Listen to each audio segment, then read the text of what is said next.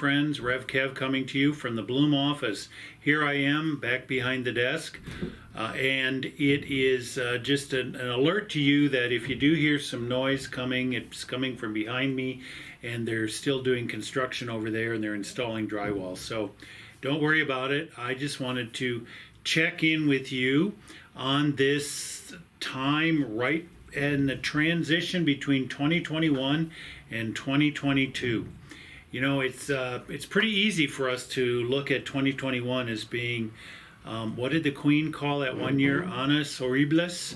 And to know that it is good to have that behind us. Well, you know, fast away, you know, the year it goes. I don't have those words right, but fast away the old year passes. That's it. And the thing about it is maybe 2021 is good to have in our rear view mirror. At the same time, some good things happened in 2021, and I think it's important for all of us to realize that it was not a wasted year. It was a year in which we made some significant moves for the better. Vaccine implementation is a wonderful thing that has happened. It is unfortunate that there are persons who choose not to participate in that when that will be the single biggest way for us to be able to have the pandemic come under control.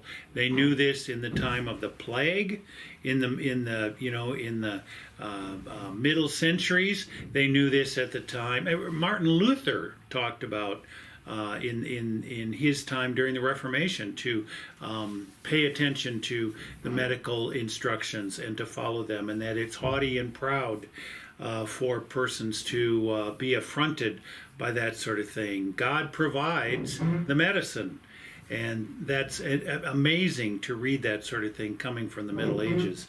And earlier in the 20th century, during the outbreak that became known as the Spanish flu. Same kind of thing. So it is good for us to know that vaccines are good, and that it's a good Christian thing to do to actually get your vaccines and get boosted, because we do unto others as we would want them to do unto us. And what we do when we're doing unto others with the vaccine is to know that we are not becoming the people that are the laboratories, the human laboratories for variants, but that we are people who are protecting ourselves. And yes, it is possible to get COVID even if you're vaccinated. But the thing is that you're not going to be the person in the ICU having to be intubated. I remember years ago when I first became of an age, when people started saying it'd be good for you, Kevin, to get your flu shot, that they said it doesn't mean you won't get the flu. It just means that when you do get it, it won't be as bad as it could be otherwise. So that's something to keep in mind. Now, that was a good thing, and it's a good thing that we can feel confident in our region, at least in our area, that we have a higher propensity of vaccination than other areas. I hope that that continues into the new year, and I hope that 2022 is the year when we get all of this behind us. But right now we're in the midst of this Omicron surge, and we're making observations and decisions along the way that can be responsible and responsive to that. We continue to have Sunday morning service at the DeMoose Center, hybrid, such that people can attend on Facebook Live, and we're getting very good feedback on the quality of our webcast that is going out live, and I'm really heartened for that, because many people have worked really hard and people have given money in order to make sure that that works, and we're really grateful for the work of the persons that have set that up and made it a go and given us the feedback to make it as good as possible. It is important for us to know we will be still having worship on Sunday morning, as far as we know, in the same way as we've been doing it.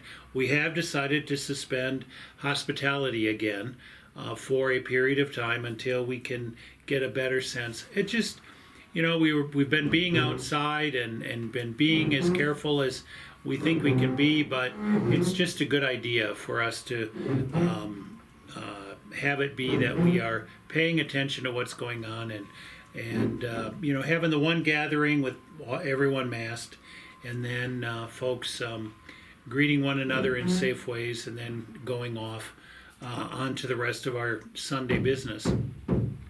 So we are looking for 2022 as a year for some things to be new. It'll be the 20th anniversary of Bloom in the Desert Ministries. It'll be a time when we see what's going on with Omicron. It'll be we have our lease here at the office set for 5 years. We've got to get things better established at the Demuth Community Center as we we don't have that long-term agreement with them yet. I don't see it as a problem, but it's something we're going to have to figure out. And we have a budget that's coming up. We're very grateful for the persons who have offered indications of giving for 2022 that helps us know where we can be for underwriting the mission, vision, and values in the ministry that we do together. It is always important for us to keep in mind that the life of our congregation comes as a result of human beings as volunteers and as contributors. And so we're very grateful for that, and participants. In the same way, when we come to worship God together, then when we all go as a church community, and we are organizational. We have operations we need to fund, and those aspects continue to go on. And in 2022, we hope to be able to do that in ways that are better, and always ways that are up to the quality we've all come to expect and understand. So we look forward to 2022 as it dawns before us, and we pray that each of us is able to care for ourselves and for one another in loving and kind ways in the midst of what will be a battering world again.